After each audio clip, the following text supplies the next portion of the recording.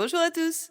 Aujourd'hui, je vais vous présenter une autre plante très toxique, la belladone. On l'appelle aussi herbe à la belle dame, morelle furieuse, herbe empoisonnée, cerise du diable ou encore pomme de la mort. La belladone est une plante à la fois fascinante, mystérieuse et dangereuse. Autant redoutée pour sa toxicité qu'admirée pour sa beauté sombre, elle est utilisée depuis l'Antiquité. La totalité de la plante est toxique, notamment les fruits et les racines. La belladone, c'est la plante des poisons historiques. C'est une des plantes les plus toxiques au monde. Le diagnostic de l'empoisonnement est difficile à poser car les symptômes sont insidieux et progressent très lentement jusqu'à 24 heures après l'ingestion. La belladone n'a évidemment aucun usage culinaire ni médicinal, elle reste une plante à manipuler avec précaution, aux sauces propres comme au figuré. La belladone, Atropa belladonna, appartient à la famille des Solanacées. Elle pousse principalement en Europe centrale et méridionale, dans des lieux frais, ombragés, en lisière de forêt. Elle préfère les sols calcaires et riches. C'est une plante herbacée vivace qui peut mesurer de 60 centimètres à 2 mètres de hauteur. Sa tige est érigée, souvent rougeâtre ou violacée, rameuse. Elle est souple, velue, creuse, parfois striée longitudinalement. Ses feuilles sont larges, oblongues, entières et alternes. Elles sont disposées en général par deux, une grande et une plus petite. Elles sont vert foncé, légèrement velues, à nervures bien marquées. Elles dégagent une odeur désagréable si on les froisse. Les fleurs sont de couleur pourpre, brunâtre à l'extérieur, jaunâtre veiné de violet à l'intérieur. La floraison a lieu de juin à août. Les fruits sont des baies rondes, charnues, d'un noir luisant à maturité. Ils ressemblent à des petites cerises, mais ils sont très toxiques, même s'ils paraissent appétissants. Chaque fruit contient de nombreuses petites graines jaunâtres. Les racines de la belladone sont pivotantes, charnues, souvent épaisses. Elles peuvent atteindre la taille d'un petit navet. Elles sont de couleur brun-noir à l'extérieur, blanc-jaunâtre à l'intérieur. Elles sont très toxiques.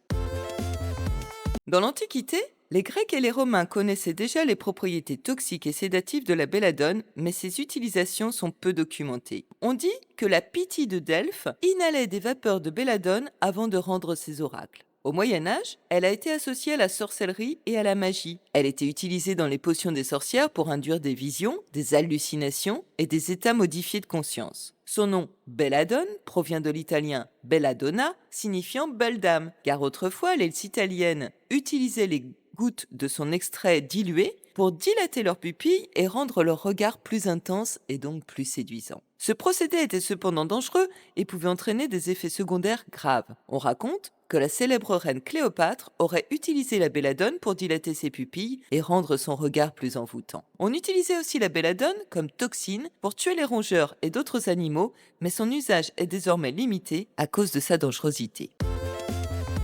La belladone est une plante extrêmement toxique en automédication. L'usage médicinal est réservé aux professionnels. Elle contient plusieurs alcaloïdes, dont la scopolamine, l'atropine et l'hyoscyamine, qui sont responsables de ses effets sur le système nerveux. Les symptômes d'intoxication incluent la dilatation des pupilles, une vision floue, une peau sèche, une agitation, des hallucinations et, dans les cas graves, la mort. La belladone a cependant des propriétés anticholinergiques. Ces alcaloïdes bloquent l'acétylcholine, un neurotransmetteur important dans le système nerveux, ce qui entraîne un large éventail d'effets, notamment la dilatation des pupilles, une augmentation de la fréquence cardiaque et une inhibition des sécrétions corporelles. La belladone a des propriétés analgésiques et antispasmodiques. Elle a été utilisée pour traiter les troubles tels que les douleurs abdominales, les coliques, les nausées et les vomissements, les spasmes musculaires et les troubles nerveux. De nos jours, l'atropine dérivée de la belladone est utilisée en médecine pour traiter les troubles du cœur comme la bradycardie, les troubles de la vue, notamment pour dilater les pupilles lors des examens ophtalmologiques, et pour certaines intoxications. La belladone est extrêmement toxique à haute dose, ce qui la rend dangereuse à utiliser sans contrôle médical. En raison de sa toxicité, la belladone n'a pas d'usage culinaire et ne doit en aucun cas être consommée. Même de petites quantités de la plante peuvent être dangereuses. 10 baies peuvent tuer un adulte. 2 baies peuvent suffire pour provoquer une intoxication grave chez un enfant. Les symptômes peuvent apparaître jusqu'à 24 heures après la consommation.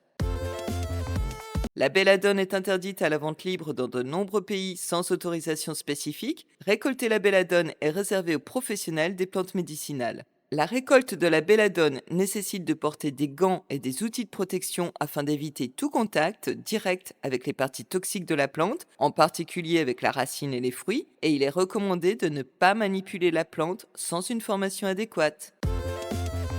La belladone, mélangée à la jusquiame et à la mandragore, entrait dans les onguents de sorcières, censés les faire voler en provoquant des hallucinations. En raison de sa toxicité, la belladone symbolise à la fois le danger et la protection. Elle est parfois associée à la frontière entre le monde des vivants et celui des morts, et elle est utilisée dans des rites liés à l'au-delà. La belladone est aussi associée à la lune, en raison de son effet sur les perceptions sensorielles et la vision. Elle est un symbole de clairvoyance et d'illumination, mais aussi de danger caché. Dans le langage des fleurs, la belladone signifie « je vous trouve jolie » et elle est également associée à l'attraction, la longévité et l'amour. Allez comprendre. Bref, belle, vénéneuse, envoûtante, la belladone incarne, à la perfection, l'ambivalence du végétal. Elle nous rappelle que la frontière entre le remède et le poison est souvent ténue. Savoir identifier la belladone est important pour éviter tout risque d'empoisonnement. Ces baies sont en effet souvent confondues par les enfants avec des myrtilles, et il y a des cas d'empoisonnement chaque année. La belladone est une plante mythique et magnifique, et si jamais vous la rencontrez, gardez-vous cependant bien d'y toucher sans protection. Si vous avez apprécié et aimé cette vidéo, pensez à liker et à partager le lien pour faire connaître cette chaîne et bien sûr à vous abonner. Vous pouvez retrouver les recettes et cette fiche plante sur le site de lapetitemusiquedansla-forêt.com dont le lien figure en barre de description. Tous les commentaires sont les bienvenus, qu'il s'agisse d'apporter des précisions, de formuler des appréciations ou de poser des questions. Et sur ce, je vous dis à mardi prochain.